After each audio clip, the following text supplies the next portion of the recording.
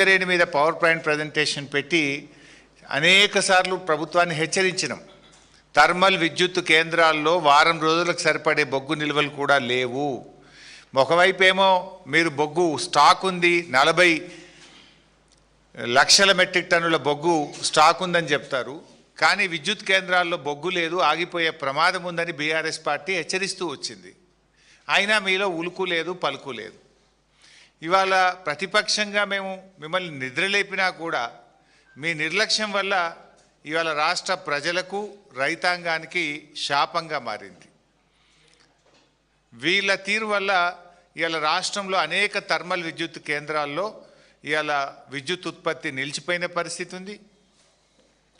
ఇది నేను మాటల్లో చెప్పడం లేదు, ఆధారాలతో మాట్లాడుతూ ఉన్నా. ఇవాళ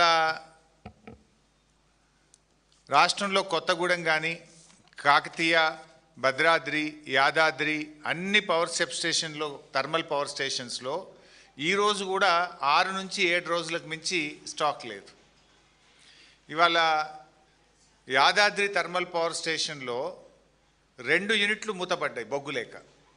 యూనిట్ నెంబర్ 1, యూనిట్ నెంబర్ 4 అంటే 1600 మెగావాట్ల విద్యుత్ ఉత్పత్తి బొగ్గు లేకపోవడం వల్ల యాదాద్రి థర్మల్ పవర్ ప్లాంట్లో విద్యుత్ ఉత్పత్తి నిలిచిపోయింది.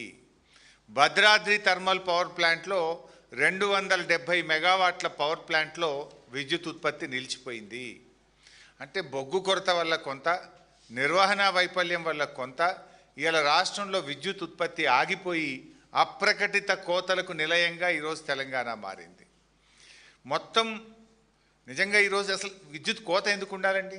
ఇదేం సీజన్ కాదు, ఎండాకాలం అంతకంటే కాదు. వాస్తవానికి లోడ్ కూడా హార్డ్లీ 15,000 మెగావాట్లు ఉంది. మన రాష్ట్రంలో చూస్తే మన 7,000 మెగావాట్లు థర్మల్ విద్యుత్తు స్థాపిత సామర్థ్యము, 5,000 మెగావాట్లు సోలార్ సామర్థ్యము, మరో 3-4 మెగావాట్లు 3-4 వేల మెగావాట్లు సెంట్రల్ గవర్నమెంట్ నుంచి కూడా మనకు వస్తుంది. సరిపడా విద్యుత్ సామర్థ్యం కలిగి ఉన్న తెలంగాణ. కానీ మీ నేరపూరిత నిర్లక్ష్యం వల్ల, బొగ్గు నిల్వలు లేకపోవడం వల్ల, నిర్వహణ వైఫల్యం వల్ల ఇవాళ కరెంటు ఉత్పత్తి జరగడం లేదు. ఉదాహరణకు నిన్నటి మీరు చూస్తే 14వ తేదీ తెలంగాణ థర్మల్ విద్యుత్తు స్థాపిత సామర్థ్యం 7,180 మెగావాట్లు.